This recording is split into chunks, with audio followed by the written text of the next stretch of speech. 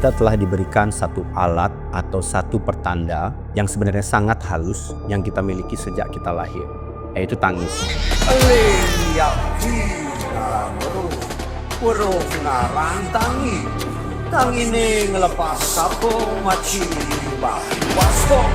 Pada saat pertama kali kita lahir ke dunia ini, tangis ini mengantarkan kita pada sebuah kesadaran bahwa disinilah kesadaran hidup kita dimulai. Kita harus mengingat sesuatu dengan sarana tangis ini. Jadi diri kita sebetulnya harus kembali lagi mengingatnya dengan cara menyapa siapa yang ada dalam diri kita.